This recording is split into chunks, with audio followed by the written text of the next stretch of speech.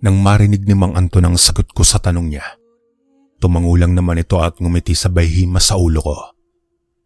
Dagdag pa ng aking maestro na kailangan kong lakasan ang loob ko pagkaharap ko na ang mga aswang. Ito ang tandaan mo, Sahi. Sa mundong ginagalawan natin, walang puwang ang awa. Basta nadehado ang isang inosenteng tao o pamilya, ipamukha mo sa kanila na makakamit nila ang hustisyang hinahanap nila. Mariing paalala ni Manong Anton. Opo, Manong Anton. Makakaasa po kayong gagamitin ko ang lakas at determinasyon ng isang hanagop sa kahit ano pa mang aspeto ng pakikibaka. Diretsahan kong tugon at paliwanag. Maya-maya pa habang papalapit na kami sa komunidad ng mga aswang na gumagamit ng gayuma, bigla naman akong nakaramdam ng kakaibang init sa aking katawan at nasasagap ko rin ang negatibong presensya ng mga ito. Lumakas rin ang aking pakiramdam ng higit pang doble sa pandaman ng mga ordinaryong hayop. Maging ang paggalaw at ingay ng malilit na insekto ay malinaw kong nakikita at naririnig sa aking paligid. Hindi naman nagtagal ay narating na namin ang bukana ng komunidad ng mga aswang na gumagamit ng gayuma. Maswerte pa rin ako dahil ang mga bertud ng dahon ng egera, Santiago at kurutan na galing kay Apo Bangkilan ay kusang gumana simula nang inumin ko ang mga katas nito. Bagaman walang talab sa akin ang mga lanang panggayuma na gawa sa langis ng tao, hindi rin ako pinangingibabawan ng antok at panghihina. Habang nasa kaanyuang kami ng ordinaryong tao, harapan kaming sinalubong ng isa sa mga residente ng lugar na iyon. Sabay sabi ng mga katagang, "Sino kayo at paanong napadpad kayo sa lugar na ito? Alam ba ninyo na bawal ang mga tao sa lugar na ito?" Magkasunod na tanong ng nilalang na iyon. Sino ang namumuno sa pangkat na ito? At kung hindi mo masasagot ng maayos ang mga tanong ko, sa maniwala ka man o hindi, babaliin ko ang leeg mo at bubutasan ko ang noo mo. Mariin kong tanong at pagbabanta. Sa puntong iyon wala nang maibigay na sagot ang lalaking nasa harapan ko, kundi tawa at panduduro sa aking pagmumuka. Pero laking gulat nito nang hawakan ko ang kanyang daliri, sabay binali ko ito sa kanyang harapan. Akala mo ba masisindak mo ko sa mga ganyang estilo mo ng pananakot? Mariin kong tugon habang hawak ko ang bali nitong daliri. Maya-maya pa bigla itong nagulat nang pahabain ko ang aking hintuturong daliri at napalabas ko ang matutulis kong kuko. Habang napapaluhod ang nilalang na iyon sa sakit, sinentro ko ang aking daliri sa pagitan ng mga mata nito hanggang tumagos ito sa noo ng nilalang na iyon. Kung kaya naman nang namatay ang aswang na iyon, hinawakan ko ito sa leeg at inihagis sa gitna ng komunidad. Napalingon naman ang mga kasama nitong abala at napahinto sa paggawa ng mga gayuma. Sa paunti-unti naming paglapit sa mga ito ni Manong Anton, laking gulat ng aking maestro nang basagin ko ang mga botelya at palayok. Napangunahing kagamitan ng mga ito sa paggawa ng gayuma. Maging ang sangkap ng mga ito na dahon at ugat ng puno ay inagaw kong lahat at sinunog ng walang pag-aalinlangan. Isang tanong, isang sagot. Sino ang namumuno sa pangkat na ito? Ang lakas ng loob ninyong magkalat ng kademonyohan sa lugar na aming nasasakupan. Magkasunod kong tanong at banta. Makalipas pa ang ilang minuto, inilabas ko na ang aking bagong katauhan bilang hanagob na dala ng labis kong galit at pagkayamot. Kaya naman nang makita ng mga aswang na iyon ang aking tunay na wangis, laking gulat ko naman sa aking sarili nang sabay-sabay na lumuhod ang mga ito habang humahalik sa lupa. Nakita ko rin kung papaano manginig sa takot ang mga ito habang may nakayukong matanda ang papalapit sa akin. Pasensya na po. Alam kong kayo ang bagong tagapaghalili ng mga hanagob. Patawarin po ninyo ako kung pinagtangkaan ng 3 naming kasama ng inyong buhay noong 1 linggo. Ako nga po pala si Monchit, ang namumuno sa pangkat ng mga aswang na gumagamit ng gayuma. Kung ano man po ang dahilan ng 3 naming kasamaan sa pagsalakay sa inyo, yun po ay personal nilang lakad. Magkakasunod na paliwanag ni Mang Monchit, sabay luhod at halik sa lupa.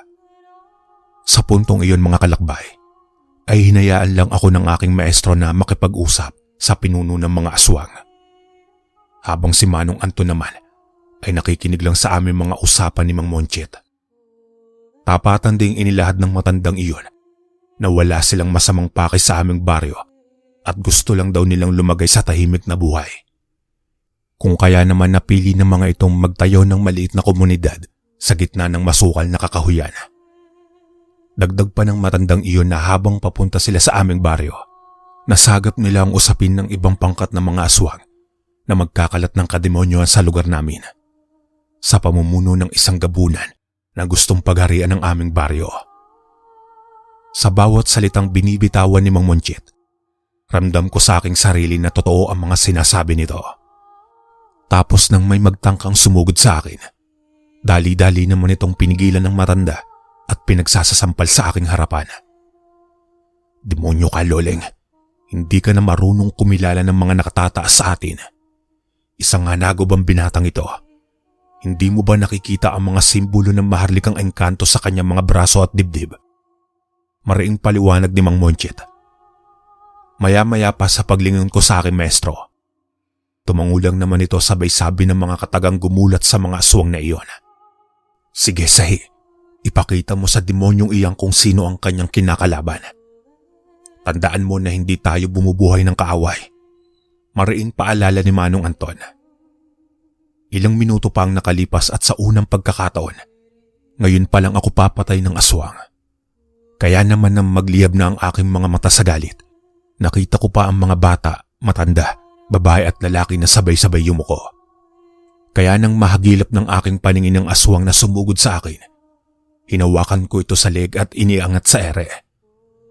Maging ako man sa aking sarili, ay hindi ko lubos akalain na ganun pala kalakas ang aking pagiging hanagob. Ngayon, yaman rin lang na pinagtangkaan mo ang aking buhay. Marapat lang na kunin ko ang buhay mo bilang babala sa iyong mga kasama. Magsisilbing aral ang iyong kamatayan para hindi ka pamarisan ng mga kapwa mo demonyo. Magkasunod kong paliwanag at banta. Sa puntong iyon, mga kalakbay, ay nakuha pang ipikit ng aswang na hawak ko ang kanyang mga mata, makaiwas lang sa mga nagbabaga akong mga mata. Hindi naglaon, pinahaba kong muli ang aking hintuturong daliri at balak ko na sanang butasin na lang ang noon nito. Pero nang kusa nitong idilat ang kanyang mga mata, dito ko na ito nilapatan ng sumpa hanggang sa paunti-unti itong naagnas. Halos umalingaw-ngaw din sa komunidad na iyon ang daing at pagmamakaawa ni Loleng ayon sa tawag rito ng kanilang pinuno.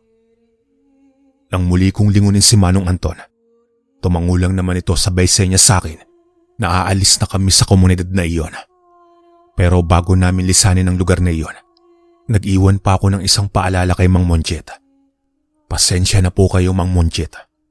Ipinakita ko lang sa inyo mga kalahi kung sino sa amin ang mas makapangyarihan. Mariin kong paliwanag.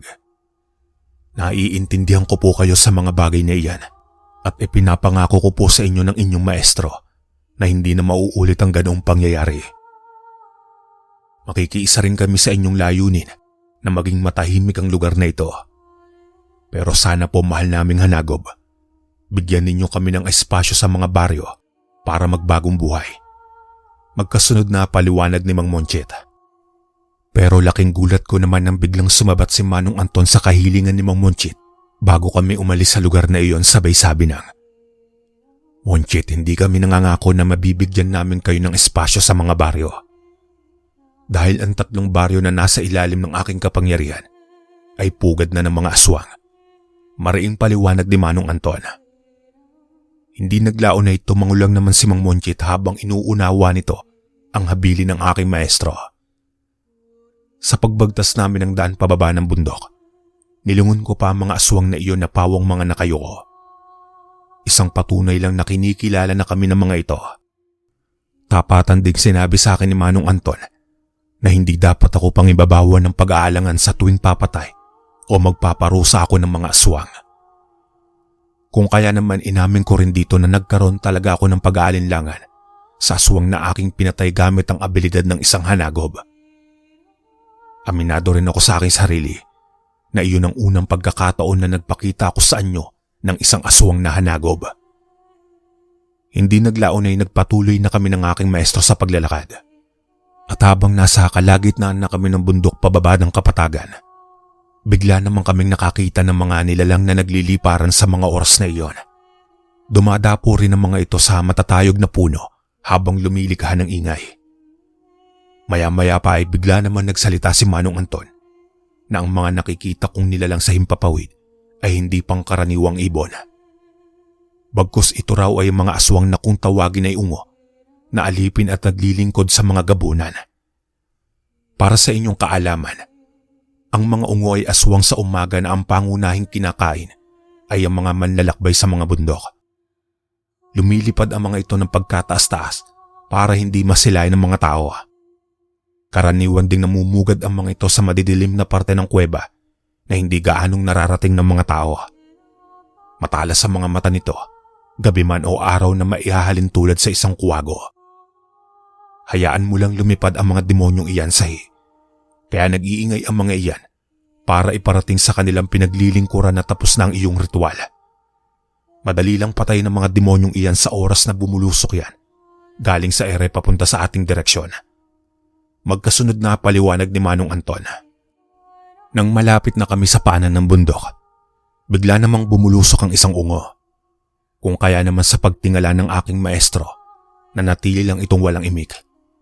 Ilang minuto pa ang nakalipas ng matansya ni Manong Anton na malapit na ito sa aming kinatatayuan. Laking gulat ko nang magliyab ang mga mata nito. Maya-maya pa bigla itong sinalubong ng lundag ni Manong Anton.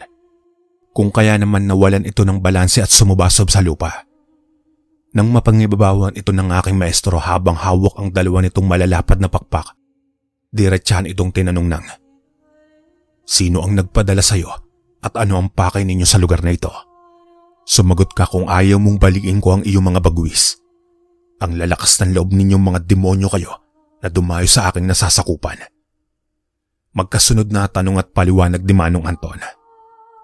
Wala kang makukuhang impormasyon sa akin at hindi ko ipagkakanulo ang aking pinaglilingkuran na gabunan. Maaring nasa ilalim ng inyong kapangyarihan ang mga aswang na gustong magbagong buhay na itinaboy sa kanilang pinanggalingan. Pero hindi ang mga gaya kong ungo na hahalik sa lupa para magpakita ng respeto sa isang hanagob. Dahil sa mga narinig namin ni Manong Anton, bigla naman itong binali pa isa-isa ang bagwis ng nilalang na iyon. Halos ramdam ko sa aking sarili ang sakit na nararamdaman ng aswang na iyon habang umaatungal sa sakit. Dala ng pagmamatigas nito, ang isang pakpak naman ang pinagdiskitan ni Manong Anton na halos ikamatay sa sakit ng aswang na iyon. Hindi naglaon ay sinabihan ako ng aking maestro. Nang mga katagang gumulat sa aking kamalayan, sabay sabi ng, "Sahi, ang hatol sa demonyong ito ay igawad mo na para hindi na ito makapaghatid ng mensahe sa kanyang pinaglilingkuran." Maraing utos ni Manong Anton. Maya-maya pa ay bigla kong hinawakan ng buhok nito sa ulo at tinitigan ko sa pagmumuka habang paunti-unti kong inilalapat ang sumpa ng isang hanagob. Hindi naglaon nagpagulong-gulong ito sa lupa habang paunti-unti ring naagnas ang katawan nito. Sa puntong iyon narinig naming umalingaw ang angil ng mga ungo habang sabay-sabay na nagliliparang palayo sa aming kinaroroonan. Halos tinakpan ng mga ito ang sinag ng araw habang papunta sa hilagang kanluran. Sigurado kung ipapamalita ng mga demonyong iyon ang sinapit ng kanilang kasamaan sa kamay natin sahi. Pero huwag kang matakot dahil nasa panig natin ang iba't ibang lahi ng mga aswang. Maraing paalala ni Manong Anton. Sa tuluyan naming pagbalik sa aming baryo, inatasan ni Manong Anton ang mga elemento na iparating sa mga aswang na magkakaroon kami ng biglaang pagpupulong. Sa paglipas pa ng mga araw, nagpatuloy lang kami sa buhay ng aking maestro. Sa tuwing tumatalikod ang araw sa kalupaan, naglilibot din kami sa mga baryo. Sa nakalipas na 5 araw, naging maayos naman ang lahat at wala kaming nararamdaman na presensya galing sa mga ungo at gabunan. Gayunpaman hindi pa rin kami dapat magpakampante sa bawat araw na dumadaan sa aming baryo. Samantala sa isang sulok ng aking isipan, hindi ko maiwasan ang mangamba para sa seguridad ng aking ama. Lalo pa nga at wala itong alam sa aspeto ng lihim na karunungan sa kadahilan ng ordinaryong tao lang ang Tatay Neryo. Nang mapansin ni Manong Anton ang pagiging balisa ko, Diretsahan naman akong tinanong nito kung ano ang bumabagabag sa aking isipan. Dahil ramdam nito sa kanyang sarili na may mga bagay na gumugulo sa aking pag-iisip, kung kaya naman napabulalas ito ng mga salita. Sahi, napansin kong ilang araw ka ng tahimik at walang kibo. May gumugulo ba sa iyong isip at may tutulong ba ako? Diretsahan tanong ni Manong Anton. Manong Anton, nangangamba po ako para sa seguridad ng Tatay Neryo. Dahil sa nakaambang sigalot, kung saan maaaring masangkot ang ating baryo. Tugon kong paliwanag. Ayon ba? Bueno, naiintindihan kita sa bagay na iyan. At natural lang sa isang anak ang mag-alala para sa kanyang ama. Dagdag pang paliwanag ni Manong Anton. Sinabi rin ito sa akin na ang seguridad ng aming kababaryo at ng aking ama ay nasa aming mga kamay. Ayon pa sa aking maestro, na kailangan lang namin na mapangibabawan ang mga aswang na iyon para walang madamay na inosenteng tao. Dahil sa mga narinig kong inilahad ni Manong Anton, ay bagay akong nakaramdam ng kapanatagan sa aking isipan. Pero ang banta ng mga ungo at gabunan ay hindi ko iwinawaglit sa aking isip at naniniwala ako sa aking sarili na maitataboy namin ng mga ito sa mga baryong nasa ilalim ng kapangyarihan ng aking maestro. Sa pagdaan pa ng mga araw, harapan ding sinabi ni Manong Anton sa akin na sa mga susunod na pagbilog ng buwan ay magkakaroon kami ng malawakang pagpupulong. 4 na araw pa ang nakalipas ay minarkahan ko sa kalendaryo ang eksaktong araw at oras kung saan tatapat ang bilog ng buwan. Matapos kong magawa ang mga bagay na iyon, harapan ko ding sinabi sa aking maestro ang araw, oras at ang eksaktong pagsilay ng bilog na buwan sa kalangitan. Sabay ngiti ko kay Manong Anton habang nakatingin ito sa kalangitan na nagsasabi ng, "Tignan mo sa himpapawid ang mga demonyong ungo. Paikot-ikot sila sa ere at hindi man lang makababa sa baryong ito. Pero kahit ganyan ang mga nilalang na iyan, matalas ang mga mata at pandinig ng mga ito. Hindi lang basta-basta pag-ikot ang ginagawa ng mga aswang na yan, Sahi. Sa totoo lang, iho, sumasagap ang mga iyan ng impormasyon. Kaya kung may sasabihin ka sa akin, ibulong mo na lang ito sa pinakamababa mong boses." Magkakasunod na paliwanag ni Manong Anton. Hindi naglaon ay tumango lang naman ako sa mga sinabi ng aking maestro. Habang pabulong kong sinasabi rito ang gaganapin naming pagpupulong. Kung kaya naman na marinig ito ni Manong Anton, tumango lang naman ito bilang pagsang-ayon sa aking mga ibinulong. Matapos naman ang mga pagmamasid namin, ay pumasok na kami sa loob ng bahay ng aking maestro. Kasabay ang pagtalikod ng araw sa kalupaan. Ilang minuto pa ang nakalipas ay umusal ito sa hangin at ikinumpas ang kanyang mga daliri. Maya-maya pa ay nakagawa ito ng apoy sa kanyang bakuran na magsisilbing liwanag namin sa dilim. Ayon rito ay kusang gagalaw ang mga apoy na iyon at aatake sa mga nilalang na maaaring magtangka sa aming buhay. Dahil sa aking mga nakita, mas lalo pa akong humanga sa mga itinatagong kakayahan at abilidad ng isang hanagob. Hayaan mo lang ang mga apoy na nakikita mong nakapalibot sa ating bakuran, Sahi. Kusang mawawala ang mga iyan sa oras na sumilay ang bukang liwayway sa kalangitan. Sa buong magdamag habang natutulog tayo, sila muna ang magsisilbi nating bantay. Kung may aswang man na magtangka sa ating buhay, siguradong abo na ang mga ito bago pa makapasok sa loob ng ating tahanan. Magkasunod na paliwanag ni Manong Anton. Tapatan ding sinabi ng aking maestro na marami pang ilalabas na abilidad ng isang hanagob. Kung kaya naman marapat lang na paghandaan ko ang mga bagay-bagay na iyon. Harapan ding inilad sa akin ni Manong Anton na ito rin ang dahilan kung bakit kinakatakutan ng aswang ang mga gaya namin. Dagdag pa nito na pasalamat lang daw ako sa aking resistensya at natural na lakas ng aking pangangatawan. Dahil nakaya kong paglabanan ang malakas na enerhiya ng isang hanagob. Kung may hinahina lang daw ang aking katawan, baka sa mutya pa lang ng mga ito bangkay na ako ngayon. Alam mo ba kung bakit ikaw ang napili kong gawing tagapaghalili sa hinaharap at hindi ang mga aswang na nasa ilalim ng aking kapangyarihan, Sahi? Dahil ang totoo niyan, may mga bagay akong nakita sa iyo na wala sa ibang aswang. Bukod sa busilak ang iyong puso bilang tao, may malasakit ka rin sa mga tao at handa mo silang ipaglaban sa abot ng iyong makakaya. Isipin mo, Sahi, kung ipapasa ko ang aking pagiging hanagop sa kapwa ko aswang, 100% madedehado ang mga tao at baka dumating ang araw na puro aswang na ang naninirahan sa lalawigang ito. Baka pagdating pa nga sa hinaharap, bukod sa pagkain na lang ang tingin ng mga aswang sa mga tao, maaari din kayong alipinin ng mga ito. Hindi gaya ng ordinaryong tao na pinasahan ko ng aking dugo at abilidad gaya mo. Alam nito sa kanyang sarili kung papaano mamuhay ng normal sa pagitan ng mga tao at mga aswang. Tugon ni Manong Anton. Dahil sa aking mga narinig kalakbay, tumangulang naman ako dito bilang pagsangayon at inunawa ko ang bawat salitang binibitiwan nito sa akin. Dahil dyan ay labis ko rin itong pinasalamatan dahil sa laki ng tiwalang ipinagkaloob nito sa akin.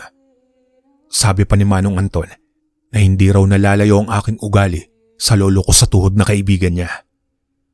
Sa nakalipas na magdamag umusbong ang panibagong umaga para sa lahat. Noong umagang iyon maaga rin kaming nagising ng aking maestro at habang nilalanghap ko ang sariwang hangin, bigla kong namata ng isang maglalako na paikot-ikot ng umagang iyon. Nakakapagtaka lang dahil wala naman akong matandaan na may nakakapasok na dayo sa aming baryo noon. Kung kaya naman ang tawagin ko si Manong Anton, bigla naman itong iniwan ng kanyang nilulutong kamote at saba. Nang masilayan nito ang mga nilalang na iyon, tapatan itong sinabi sa akin na hindi iyon ordinaryong maglalako ng karne.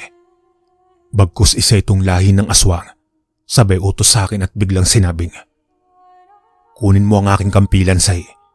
Malamang may mapupugutan ako ng ulo ngayong umaga." Mariinggit ni Manong Anton.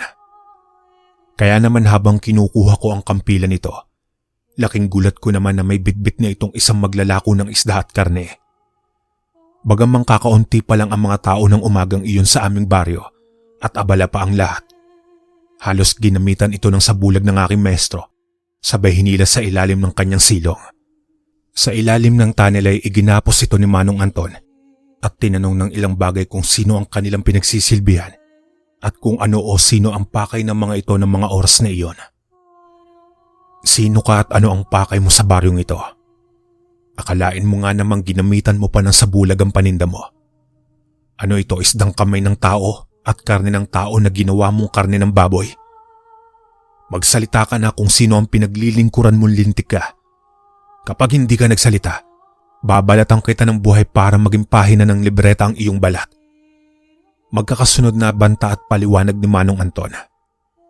"Patawad po sa aking kapanghasan ka, Anton. Napag-utusan lang po ako ng isang gabunan na magkalat ng binhi sa baryong ito. Hawak po ng gabunan ng aking pamilya at ginawa ko lang po ang inuutos nila para sa kaligtasan ng aking magina. Sa totoo lang po, pinuno, ayaw namin mga pinaspasan na makigulo sa kahit anumang sigalot ng mga aswang. Kung gusto po ninyo, ituturo ko ang kuta ng mga gabunan para maniwala kayo na nagsasabi ako ng totoo. Ang mga karneng inilalako ko ay kaparte lang ng kanilang biktima. Pero wala po akong binibentahan ng mga ito sa inyong baryo, pangako." Magkakasunod na paliwanag ng matandang pinaspasan. Kung hindi ninyo na itatanong ang mga aswang na pinaspasan, ay eksperto sa pagpapakalat ng binhi o yanggaw. Tapos ay maihahalin tulad ang mga ito sa mga aswang na binangunan. Ang mga ganitong uri ng aswang ay malimit na ginagamit ng mga gabunan para magpakalat ng kademonyoan sa isang baryo. Matapos marinig ni Manong Anton ang mga bagay-bagay na sinabi ng aswang na aming bihag, gamit ang kanyang kampilan ay minarkahan ito ng aking maestro sa dibdib, sabay sabi ng, "Sa darating na linggo sa pagbilog ng buwan, inaasahan ko na darating ka sa aming pagpupulong. Iyon naman ay kung gusto mo pang makitang buhay ang iyong pamilya." Mariing paalala ni Manong Anton. Hindi naglaon ay pinakawalan ito ng aking maestro at hinayaang bumalik sa pinanggalingan nito. Gayunpaman ang lahat ng panindang karne ng aswang na iyon ay ibinaon namin sa isang hukay. Tapatan ding sinabi sa akin ni Manong Anton na ang markang inilagay niya sa aswang na iyon ay kaparte lang ng kanyang kapangyarihan. Sa pamamagitan ng markang iyon, makakapagbigay ito ng babala sa aming mga kaaway. Na ang ibig sabihin ay hindi namin aatrasan ng mga ito anuman ang mangyari. Kung kaya naman ang dumating ang itinakdang araw ng pagpupulong, 5 klase ng aswang ang dumalo at nakiisa sa aming layunin na itaboy ang mga ungo at gabunan. Halos hinati namin ni Manong Anton ang pangkat ng mga aswang para mapangibabawan namin ang aming mga kaaway. Habang kinakausap namin ang mga pinaspasan na magdadala sa amin sa kuta ng mga gabunan. Nangako naman ang mga ito na hindi sila makikigulo sa sigalot na aming kakaharapin. Samantala noong gabi ring iyon, sinugod namin ang mga ito ng biglaan upang hindi na umabot pa sa mga baryo ang pananalasa ng mga aswang na iyon. Pero pagdating pa lang namin sa pusod ng kakahuyan, masyadong tahimik na ang paligid. Kung kaya naman sinuyod muna ito ng mga asbo para masigurong hindi kami maiisa ng mga gabunan. Subalit nang mapansin ng isang gabunan ang mga asbo, bigla naman itong sumigaw sabay sabi ng, "Pinunong Amadeo, pinasok tayo ng mga aswang." Malakas na sigaw ng lalaking iyon. Sa puntong iyon dito na nagkagulo sa kuta ng mga gabunan at walang sabi-sabing nakipagpatayan ng mga kasama naming aswang. Habang ang pangkat ni Mang Monchit ay nagsabog ng gayuma sa mga gabunan. Ayon sa pinuno ng mga aswang na gumagamit ng gayuma, sa oras na malanghap ito ng aming mga kaaway, sila mismo ang magpapatayan. Makalipas pa ang ilang minuto mga kalakbay, hinarap kami ng pinuno ng mga gabunan at laking gulat ko naman dahil kakilala nito ang aking maestro. Habang nagsasalita ng mga katagang gumulat sa aking wisyo. "Hanga naman ako sa lakas ng loob mo ka, Anton. Napangibabawan mo ang aking pangkat." Mariing paliwanag ng nilalang na iyon. "Isang dekada rin tayong hindi nagkita, Amadeo. Hindi ko akalain na magiging pinuno ka ng mga gabunan. Samantalang isa ka lang alipin noon sa inyong pangkat. Ikaw ang malakas ang loob ng panghimasukan ang mga baryo na nasa ilalim ng aking kapangyarihan. Anong nakain mong lintik ka at gusto mong gawing alipin ang mga tao sa lugar na ito? Kung balak mong magiganti sa akin dahil sa pagpatay ng aking mga ninunong hanagop sa inyong lipi, kalimutan mo na. Dahil ang mga demonyong gaya ninyo ay hindi dapat binubuhay pa. Sa lahat ng aswang kayong mga gabunan ang mapanganib para sa mga ordinaryong tao. Masyado kayong sakim sa inyong kapangyarihan at pati ang mga ordinaryong aswang aalipinin ninyo." Magkakasunod na paliwanag ni Manong Anton. "Hoy ikaw aswang na pinaspasan. Kahit kailan wala talagang maasahan sa mga gaya mong traidor rading. Akala mo ba makikita mo pang buhay ang mag-ina mo?" Sigaw ni Mang Amadeo sa kasama naming pinaspasan. Sa pag-ikot ng aking paningin, nakikita ko ang galaw ng ibang gabunan na nakalanghap ng gayuma. Maya-maya pa ay bigla namang kumalas ang wisyo ng mga ito at kinakalaban na nila ang kapwa nila gabunan. Sa kabilang dako naman, patuloy na nakikipagpatayan ang mga silagan, asbo at anduduno sa mga ungo. Hindi naglaon ay laking pagtataka naman ni Mang Amadeo sa kanyang mga kasama kung bakit nawala sa wisyo ang mga kalahi nitong gabunan. Maya-maya pa nahanap naman ng mga asbo ang mag-ina ni Mang Rading. Kung kaya naman sinabihan ito ng aking maestro na lumabas na sa may kakahuyan. "Umalis na kayo rito ng pamilya mo, Rading. Magsimula kayo ng panibagong buhay sa malayong lugar. Uubusin lang namin ang demonyong ito para sa ikatatahimik ng lahat." Maraming utos ni Manong Anton. Makalipas pa ang ilang segundo tapatan ding sinabi ni Mang Amadeo na kahit ano pa man ang mangyari, hindi siya luluhod at hahalik sa lupa. Gaya ng mga aswang na nasa ilalim ng kapangyarihan ni Manong Anton. "Maaaring napangibabawan mo kami ngayon ka Anton at walang duda na malakas at makapangyarihan ng mga hanagob. Pero kahit nagpatayan ang mga kasama ko at pinatay ng ibang aswang ang mga alipin kong ungo, hindi yan nangangahulugan na luluhod at halik sa lupa ang isang pinuno ng mga gabunan. Tandaan mo ka Anton, hindi kita kinikilalang Diyos ng mga aswang. Ano man ang mangyari at kung muli akong magkaroon ng pagkakataon na bumuo ng malakas na puwersa ng mga aswang, pipiliin kong sakupin ang lugar na ito." Tugon ni Mang Amadeo. Sa puntong iyon ay tumawa lang naman ang aking maestro habang inilalabas nito ang pangalawang anyo ng isang hanagob. Kung noon kalahati lang ng katawan nito ang may mga simbolo, ngayon buong pagmumukha pababa sa buong katawan. Sa unang pagkakataon din nakita kong umusbong ang matutulis nitong ngipin sa may bunganga at matatalas na kuko sabay sabi ng, Sino naman ang may sabi sa iyo na lumuhod ka at humalik sa lupa? At sino rin ba ang may sabi na hahayaan kitang bumuo ng bagong puwersa ng mga aswang at sakupin ang lugar na ito? Diretsahang tanong ni Manong Anton. Sa hindi inaasahang pagkakataon ay may bumulusok pang ungo na nagtatago sa malagong puno at balak iligtas si Mang Amadeo. Subalit naramdaman ito ng aking maestro kung kaya naman binato nito ng apoy ang aswang na iyon kaya sumubasob sa lupa. Sa paghawak ni Manong Anton sa pagmumukha ni Mang Amadeo, tinitigan nito ang mata ng matandang gabunan. Kasabay ang pagbubuka ng bibig nito na tila umuusal ng buhay na salita sabay ihip sa bunganga ng gabunan. Dahil sa ginawang iyon ng aking maestro, batid ko sa aking sarili na dobling sumpa ang inilapat nito sa pagmumukha ni Mang Amadeo. Kaya naman nagpagulong-gulong sa lupa ang matandang iyon habang paunti-unting naagnas ang katawan nito mula sa mukha pababa sa buong katawan. Hindi naglaon ay napatay namin ang mga ungo at gabunan. Bago sumilay ang bukan liwayway, ay dinala ng mga kasama naming aswang ang mga sugatan nilang kasama. Sinunog din namin ni Manong Anton ang mga kubong pinagkutaan ng mga gabunan upang hindi na ito pakinabangan pa. Kinabukasan ng tuluyang magpakita ang liwanag sa kalangitan. Laking gulat namin nang maaga kaming nagkaroon ng mga panauhin. Inabisuhan rin ni Manong Anton ang pamilya ni Mang Rading at ang pangkat ni Mang Monchit. Pasensya na kayo mga kaibigan, pero ayaw ng mga silagan, asbo at anduduno na may ibang lahi ng aswang ang makakasama nila sa kanilang mga baryo. Kung gusto ninyo, maaari kayong magtayo ng maliit na komunidad sa paanan ng bundok basta ipangako nyo lang na hindi ninyo gagambalain ang mga inosenteng tao. Maaari naman magsama ang mga pinaspasan at manggagayumang aswang sa ilalim ng aking kapangyarihan. Magkasunod na paliwanag ni Manong Anton. Sa pagdaan pa ng mga araw, nagkasundo naman ang magkabilang panig at muling bumalik sa katahimikan ng lahat. Malaya ring nakakasalamuhan ng mga tao ang mga aswang nang walang pag-aalinlangan. Ipinaalam din ni Manong Anton sa mga aswang na iyon na ako ang kanyang bagong tagapaghalili na sinang-ayunan naman ng lahat. Sa puntong iyon, pinagbutihan ko naman ang pamumuno sa mga ito. Lalong-lalo na sa tuwing pumupunta ang aking maestro sa mundo ng mga engkanto. Pero alam nyo ba, kahit ilang taon na ang nakalipas, nakatatak na sa aming mga kababaryo ang mga kabutihang ginawa ni Manong Anton.